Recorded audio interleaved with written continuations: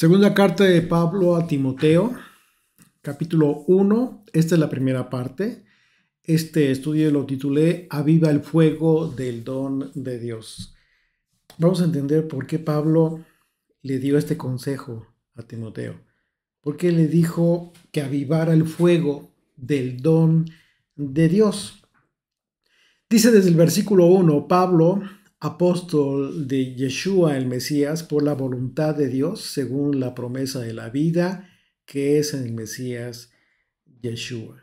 Es importante que analicemos siempre estas expresiones de Pablo porque forman en realidad el contexto de todo lo que lo que él va a escribir acerca del motivo de esta carta.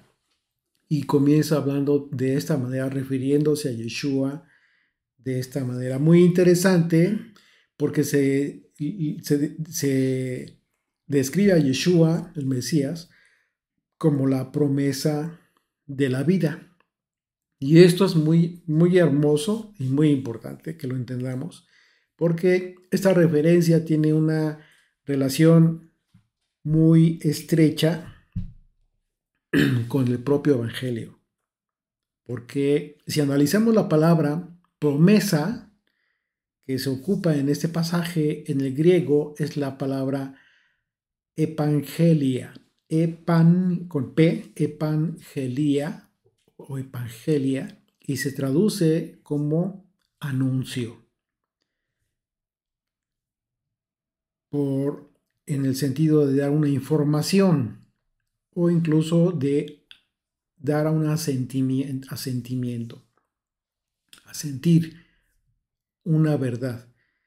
También se traduce como una promesa específicamente en relación a la seguridad divina de algo bueno. Ese es en el concepto, en el contexto divino de la palabra como promesa, un mensaje. Entonces, Pablo asegura que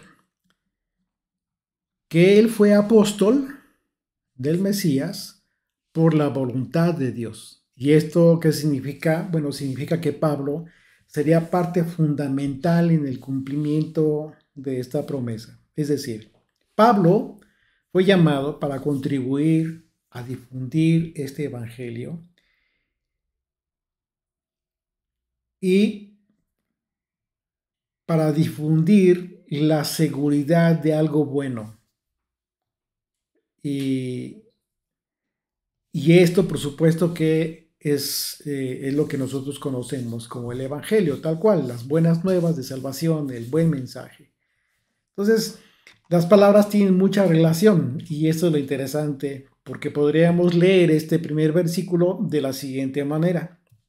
Pablo, apóstol de Jesucristo por la voluntad de Dios, según el Evangelio de la vida que es en Yeshua el Mesías. Te das cuenta que tiene un sentido más coherente con lo que Pablo realmente quiso expresar. Por eso es muy importante atender algunas palabras originales, de acuerdo a cómo, al idioma en que fueron escritas, en este caso en el griego. Y Pablo, como nosotros lo sabemos, por causa de su llamado, fue hecho parte entonces de esta promesa, de acuerdo a lo que él está diciendo.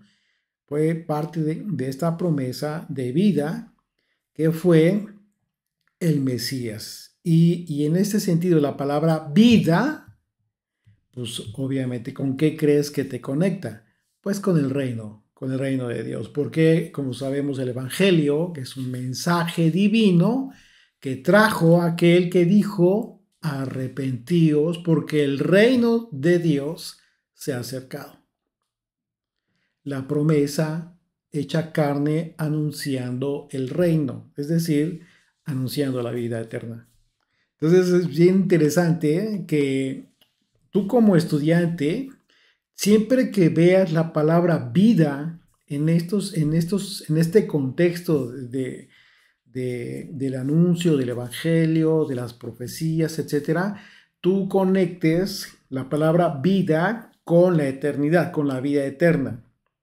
Recordemos casi toda la enseñanza de Yeshua, cuando él habla acerca de la vida, él no se refirió a la vida en este mundo, o sea, la vida, todo aquel que entregue su vida vivirá, aquel que muera vivirá, o sea, es obvio que se está refiriendo a otro tipo de vida que no es en este mundo y es siempre relacionada con la vida eterna, la promesa, nuestra esperanza bendita, etcétera.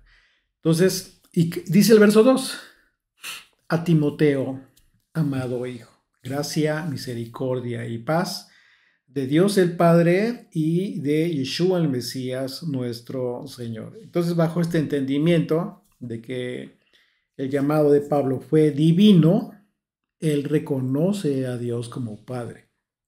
Y en consecuencia, reconoció que debía someterse a los propósitos de Yeshua, a los propósitos que tuvo Yeshua como el Mesías, que fueron conforme a su ministerio y todo lo que estableció aquí en la tierra en relación a este reino que él vino a anunciar.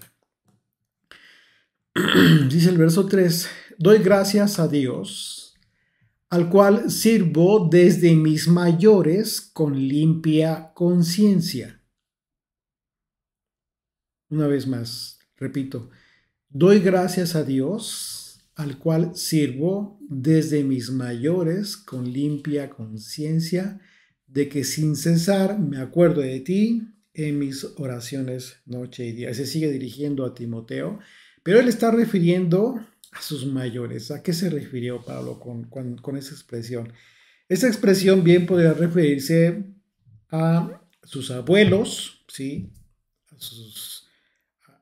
Cuando él dice a sus mayores. Sin embargo, tenemos que atender una vez más al contexto de lo que él viene hablando, que es muy importante y por supuesto que es en otro sentido.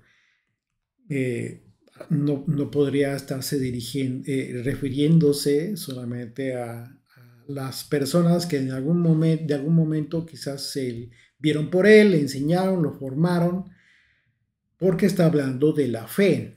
Y entendamos que Pablo sufrió una transformación a partir de su llamado. Entonces, ¿de quién crees que está hablando?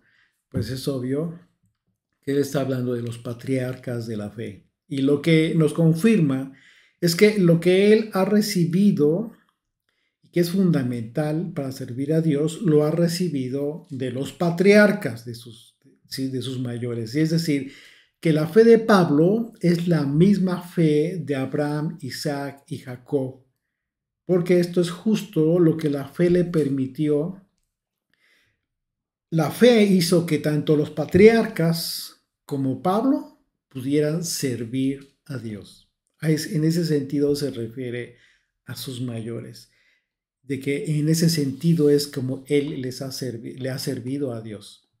Esto fue lo que a Pablo le permitió estar entendido, de tener una conciencia limpia, porque sabía que estaba siendo fiel a la fe de los patriarcas, esta misma fe que transmitieron y que precisamente con esa fe era que constantemente Timoteo era parte importante, fue parte importante en sus oraciones, primordial. Y esto para Timoteo, por supuesto que fue muy importante. ¿Por qué? Porque el hecho de que Pablo le hiciera saber que constantemente estaba en sus oraciones, a Timoteo le dio mucho ánimo y por supuesto seguridad. Pablo se refiere a Timoteo como un hijo. Entendemos que no era un hijo natural, sino un hijo espiritual. En ese sentido es como lo describe a Timoteo. Y Pablo estaba convencido de que Dios usaría a Timoteo para cumplir sus propósitos en aquel tiempo. Y por eso le dice de esta manera, dice, deseando verte, al acordarme de tus lágrimas para llenarme de gozo. Recordemos que el apóstol Pablo pues se encontraba en la cárcel y en aquel tiempo ser encarcelado era una experiencia muy difícil de soportar, de sobrellevar. Había mucha gente que no soportaba y moría en las cárceles. En aquel tiempo no era como hoy en día, que incluso hasta los derechos humanos ahí están viendo por los presos, no importa lo que hayan hecho. Eh, en fin, hay muchas garantías, derechos incluso que tienen ya los que están encarcelados, etcétera. Lo que ha dado lugar a otro tipo de cosas, pero el tema es que hoy en día no tiene nada que ver con el tiempo, con aquel tiempo, en la antigüedad, en el tiempo del apóstol Pablo. Eran condiciones terribles. El ser encarcelado era muy difícil. Entonces Pablo, al referirse a Timoteo, que recordaba sus lágrimas, fue precisamente por esa razón, por el dolor de Timoteo al ver que Pablo estaba siendo encarcelado por la predicación del Evangelio. Y Pablo pues deseaba ver a Timoteo porque esto le generaría un gozo pleno. Imagínate verlo de nuevo. El sufrimiento de Pablo en la cárcel hizo que Timoteo llorara por Pablo. Era algo terrible. Y, y, y era cada vez que Pablo estaba en la cárcel, que fueron muchas ocasiones, pues era para todos los que seguían a Pablo, y en este caso Timoteo, por supuesto que era un pesar, porque ellos sabían lo peligroso de permanecer encarcelado, que muchas veces muchos no sobrevivían. Dice el verso 5: trayendo a la memoria la fe no fingida. Fíjate bien lo que dice, cómo se refiere. Dice, trayendo a la memoria la fe no fingida que hay en ti, la cual habitó primero en tu abuela Loaida y en tu madre Eunice. Y estoy seguro que en ti también. Está confirmándole a Timoteo que lo que él vio, lo que le consta a Pablo, en Timoteo fue una fe real, verdadera, no fingida. Y al hacer esta diferencia, no podemos simplemente ignorarlo, porque él dice, no simplemente dice tu fe o la fe verdadera, no, dice literalmente una fe no fingida, y esto es muy importante. Pablo reconoció primeramente la importancia que tuvieron Loaida y Eunice, la abuela y la madre de Timoteo, porque Pablo guardaba en su memoria esto precisamente, que la fe que había en Timoteo era no fingida y que era una fe verdadera precisamente porque conoció a estas dos mujeres.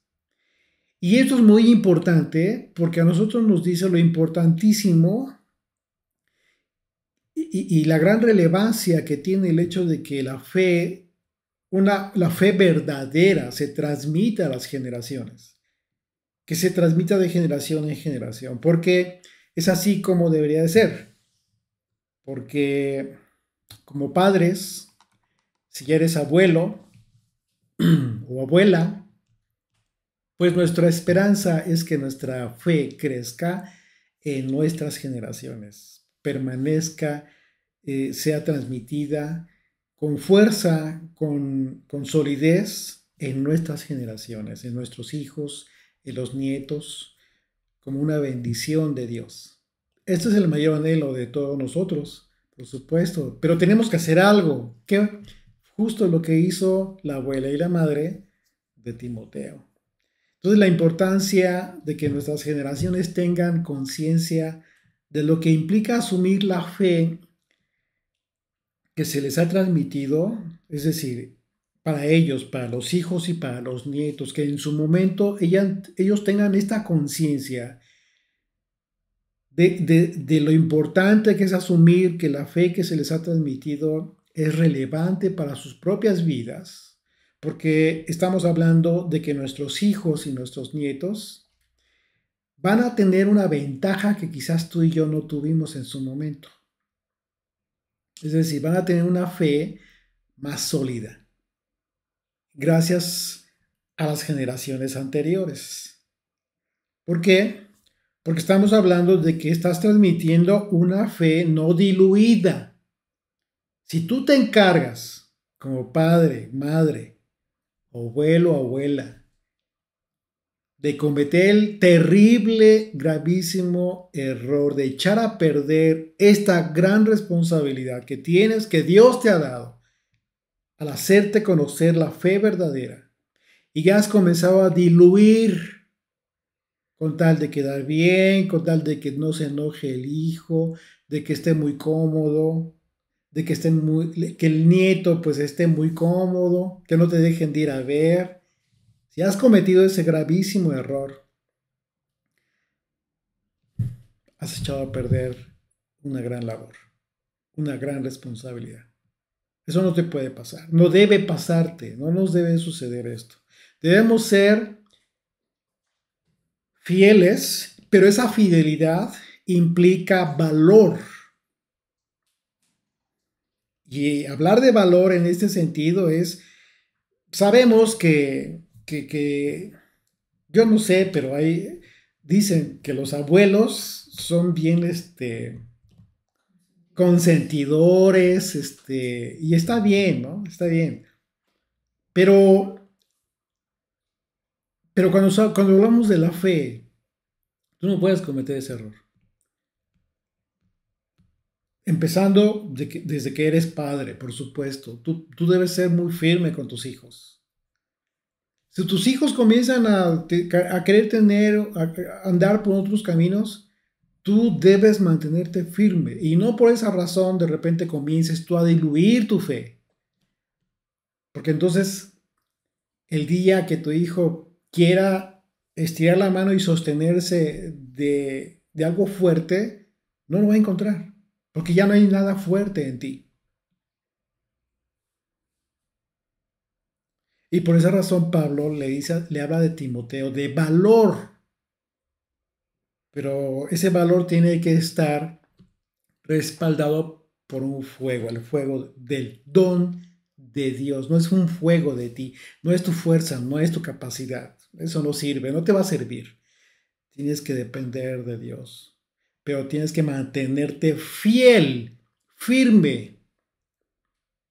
No comenzar a cometer el error de diluir tu fe.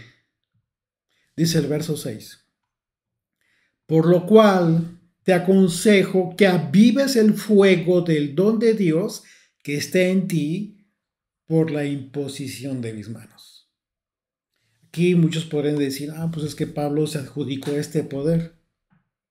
Claro que no, y por esa razón vamos a desmenuzar este versículo. Dice, una vez más, por lo cual te aconsejo que avives el fuego del don de Dios que está en ti. O sea, no estás diciendo que, que es algo que persiga o que busque. No, dice, ya está en ti.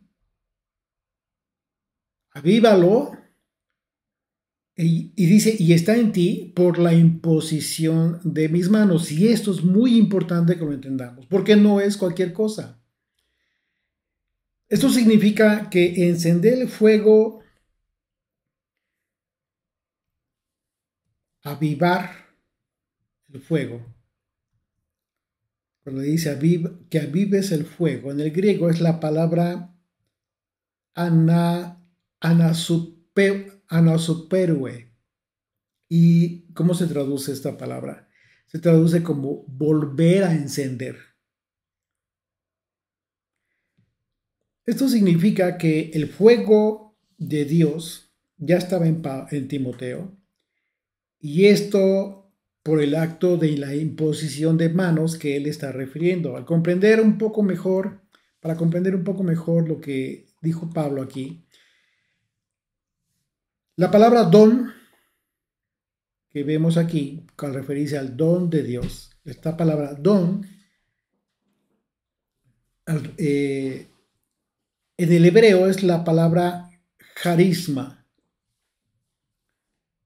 es la palabra carisma, y en el contexto de este pasaje se traduce como dádiva divina, se traduce también como concesión espiritual, se traduce como facultad milagrosa, se traduce como dádiva. Entonces, esta palabra tiene una relación muy estrecha, si tú recuerdas, con otra palabra, la palabra gracia, que en el griego es la palabra charis. Aquí la palabra don es la palabra charisma, y la palabra gracia en el griego es la palabra charis. Y recordemos que gracia, charis en el griego, la palabra charis se traduce como influencia divina sobre el corazón y su reflejo en la vida de las personas. Es una influencia divina. Entonces, te das cuenta, está muy relacionado, pero en ambas está implícito la obra del Espíritu de Dios. No es algo natural que provenga de las personas. Entonces, Pablo, cuando le habla y le dice le escribe a Timoteo acerca de la imposición de manos que él le hizo, le está hablando de esto que por supuesto Timoteo ya conocía, ya sabía, que no había venido solamente de Pablo.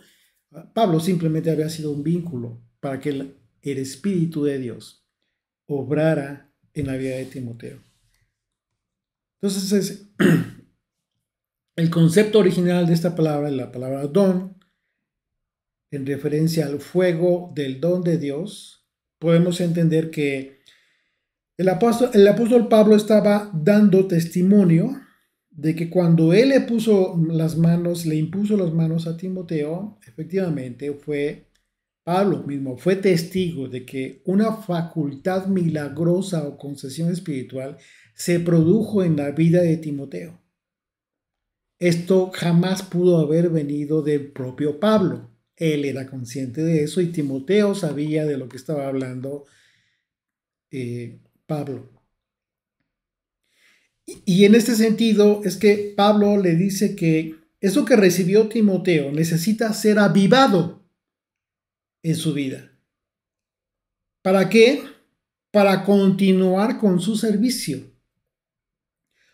Pablo, acerca de la imposición de manos, tuvo un acto realmente espiritual, pero no común. Esto a pesar de que en algunos círculos religiosos de hoy en día tienen por costumbre pretender llevar a cabo dicho acto como si se tratara de un poder espiritual sobrenatural que le es concedido a cualquier persona, cualquier líder religioso. Pero la verdad no es así. Esas prácticas religiosas que se llevan a cabo en dichas congregaciones hoy en día no tienen absolutamente nada que ver con lo que hizo el apóstol Pablo y lo que hicieron algunos otros en aquel tiempo que recibieron un poder espiritual sobrenatural muy especial, porque las escrituras registran eventos en los que efectivamente se hace constar que era el Espíritu de Dios quien dirigía y decidía a quién imponer manos. No era cualquier persona que se le ocurriera a alguien más. Era el Espíritu de Dios el que dirigía y decidía a quién imponer manos y con qué propósito. Y esto descarta la libre decisión de cualquier líder religioso de hacer esto como una práctica que tenga que ver con la fe verdadera. Eso no es así.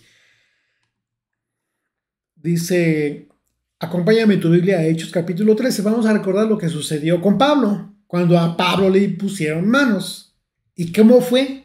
Y aquí se describe perfectamente lo que te estoy explicando. Dice desde el verso 1, había entonces en la iglesia que estaba en Antioquía profetas y maestros. Bernabé, Simón, el que se llamaba Níger, Lucio de Cirene, Menaén, el que se había criado junto con Herodes el tetrarca, y Saulo. Ministrando estos al Señor y ayunando, dijo el Espíritu Santo. Fíjate bien lo que dice. Dijo el Espíritu Santo: apartadme a Bernabé y a Saulo para la obra a que los he llamado.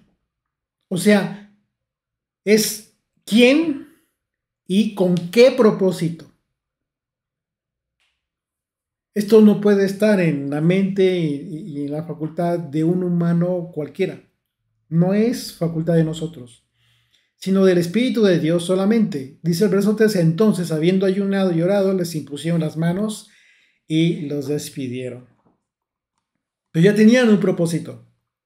No es algo que se les haya ocurrido de repente, como hoy puede suceder que pues hace falta esto, pues te impongo manos y tú es a partir de este momento. Pues eso no tiene nada que ver. Eso es una práctica falsa que no tiene nada que ver con la fe verdadera. Y por otro lado, pues Pablo habla del don del fuego de Dios, porque en aquella época pues no era fácil ejercer un llamado a la predicación del evangelio. Bueno, Pablo estaba encarcelado. Y aunque hemos tenido un tiempo en que hoy en día compartir el evangelio es menos difícil, por supuesto, que en la época de Pablo, sabemos que conforme los tiempos se están acercando ya hacia los últimos días, compartir el evangelio va a ser cada vez una responsabilidad más difícil de llevar a cabo. Y en el conocimiento de esto, Pablo, consciente de esta situación, de que en aquel tiempo era difícil compartir el evangelio, advirtió a Timoteo de esto y le dijo, fíjense lo que le dijo: porque no nos ha dado Dios espíritu de cobardía, sino de poder, de amor y de dominio propio. Entonces el llamado que todo creyente, el llamado que tú y yo hemos recibido, es para abrazar la fe de los patriarcas, Abraham, Isaac y Jacob, como lo refirió Pablo, y a recibir esa fe para ejercerla con valentía. Fíjate bien lo que está diciendo Pablo. Tenemos que ejercer esta fe con valentía, y en este aspecto es muy importante que no caigamos en el error de quienes, asumiendo una actitud de cobardía, se justifican su cobardía y pretenden dicen que asumen una actitud de mansedumbre. Pero la mansedumbre no tiene nada que ver con la cobardía o el temor. Son cosas distintas. Lejos de la cobardía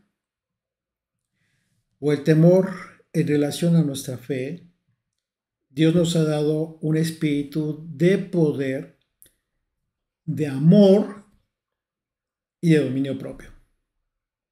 El dominio propio es justo la balanza entre este poder y el amor.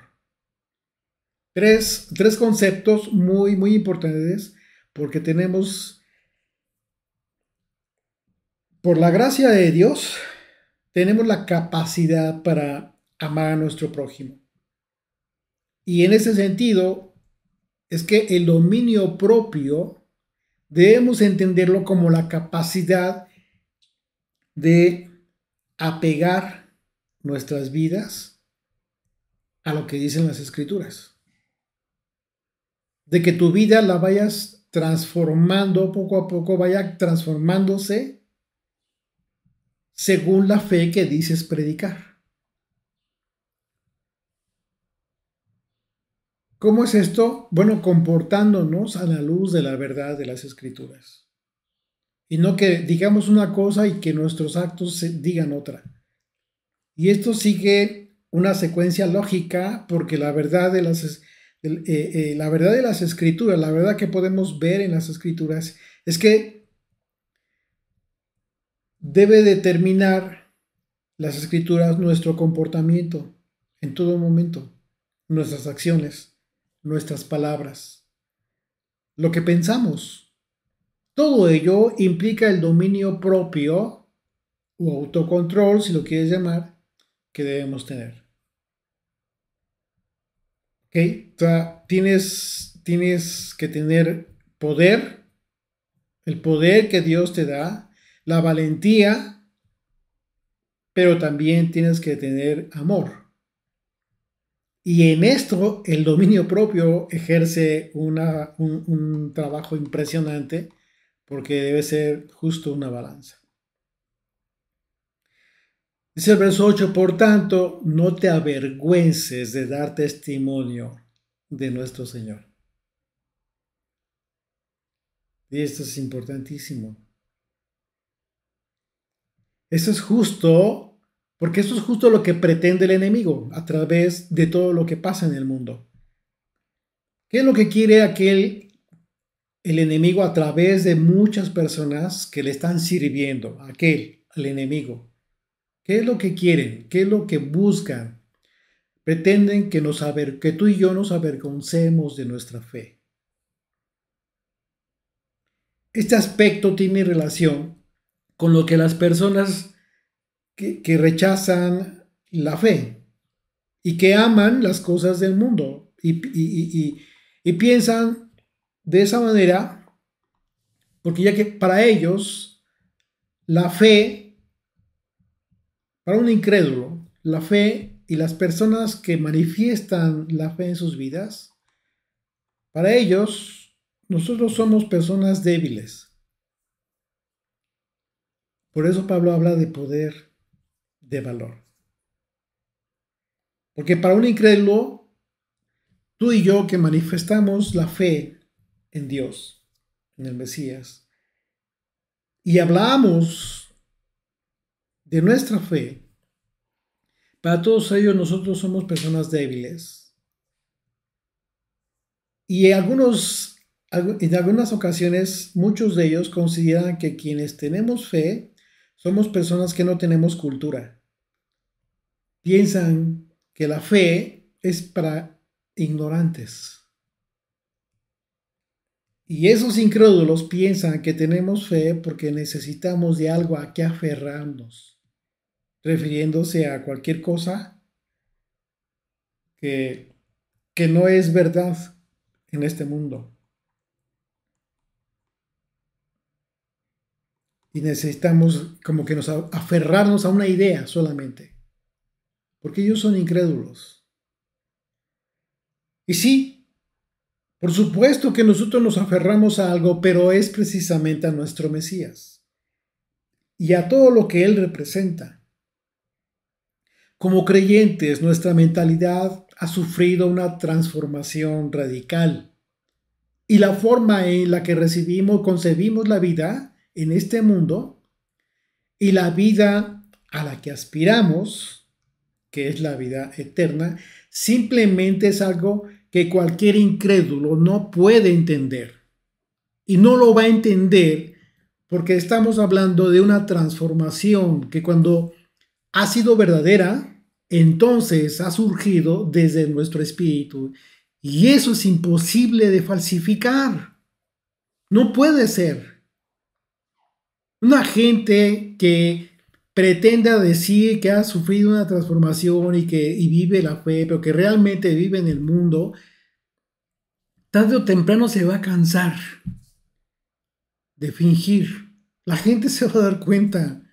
¿Por qué? Porque eso es algo, la fe verdadera no se puede fingir.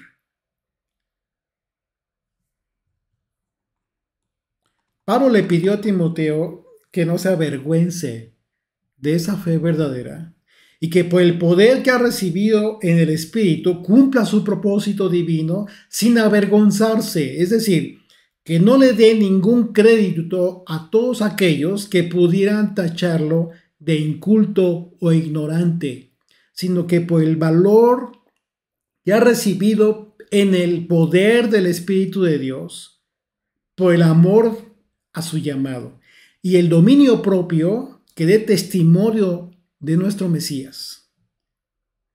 ¿Te das cuenta de lo importante de este pedimento que le está haciendo Pablo a Timoteo? Es el mismo pedimento que te hizo Pablo a ti y a mí.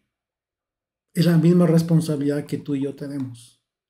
El apóstol Pablo en su primera carta a los Corintios, hablando de una de las muchas razones por las que no debemos avergonzarnos de nuestra fe como creyentes sinceros, habla de una sabiduría que no tienen los incrédulos de este mundo. Una sabiduría que no tienen aquellos que esperan que nosotros en algún momento nos avergoncemos de nuestra fe.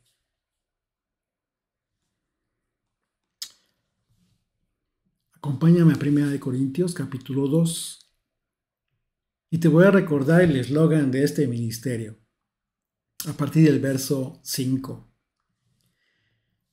Para que nuestra fe no esté fundada en la sabiduría de los hombres, sino en el poder de Dios. Sin embargo, hablamos sabiduría entre los que han alcanzado madurez.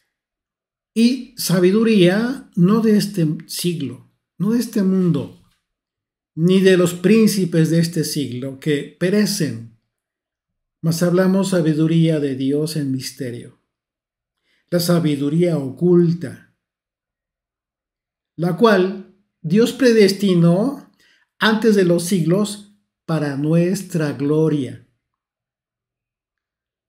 la que ninguno de los príncipes de este siglo conoció, porque si lo hubieran conocido nunca habrían crucificado al Señor de gloria. Antes bien, como está escrito, cosas que ojo no vio, ni oído oyó, ni han subido en corazón de hombre, son las cosas que Dios ha preparado para los que le aman. Pero Dios nos la reveló a nosotros por el Espíritu, porque el Espíritu todo lo escudriña, aún lo profundo de Dios. Porque ¿quién de los hombres sabe las cosas del hombre, sino el poder, sino el Espíritu del hombre que está en él? Así tampoco nadie conoció las cosas de Dios, sino el Espíritu de Dios. Y nosotros no hemos recibido el Espíritu del mundo, sino el Espíritu que proviene de Dios, para que sepamos lo que Dios nos ha concedido. Lo cual también hablamos. No con palabras enseñadas por sabiduría humana, sino con la que enseña el Espíritu, acomodando lo espiritual a lo espiritual. Pero el hombre natural no percibe las cosas que son del Espíritu de Dios, porque para él son locura. No entiende y no las puede entender, porque se han de discernir espiritualmente. Es el Espíritu de Dios el que nos provee de lo que necesitamos para hacer lo que debemos hacer. Y que para estar donde debemos estar, necesitamos de la orientación, de la guía del Espíritu de Dios. Debemos estar, y cuando somos conscientes de todo esto, de lo que hace el Espíritu de Dios por nosotros,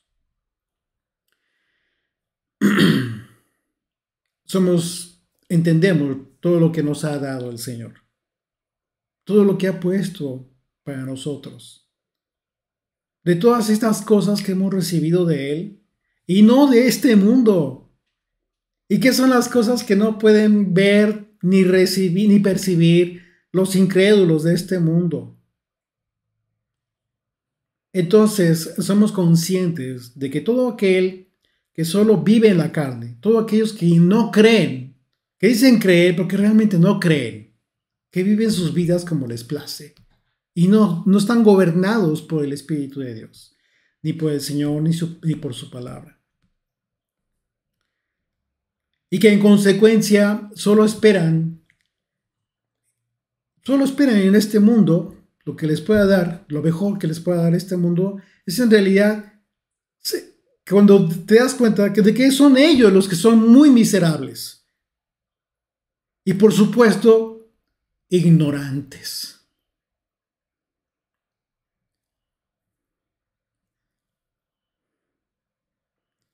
Porque ellos no tienen lo que tú tienes, lo que Dios te ha dado, la sabiduría que Dios ha puesto en ti.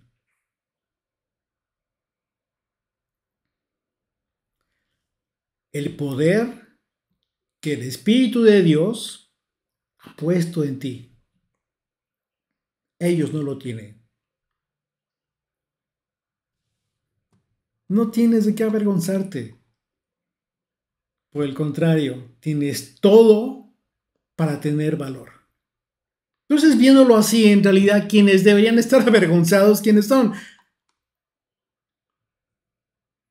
Por ser ignorantes de todas estas maravillas, todas estas cosas impresionantes de Dios, que no provienen de la sabiduría humana, son precisamente aquellos que esperan que nosotros nos avergoncemos de nuestra fe. Pero eso es algo que en alguien que tiene una fe no fingida, como le describió Pablo a Timoteo, eso no va a suceder. Porque se avergonzará aquel que en su vida pretenda estar bien con el mundo antes que con el Señor Jesucristo y con la fe que nos ha dejado. Entender la razón por la que Pablo le pidió a Timoteo que avivara el fuego del don de Dios en su vida para tener el valor de no avergonzarse de su testimonio, de su testimonio en Yeshua, el Mesías. Entonces nos hace comprender mejor la victoria que Yeshua tuvo ante aquel que pretendió avergonzarlo cuando fue puesto en aquella cruz y que solo logró ese efecto en los incrédulos, que sí se burlaron, pero en los que, como Timoteo, tuvieron una fe no fingida, 3 días después recibieron en sus espíritus el poder de aquella victoria eterna. Amén.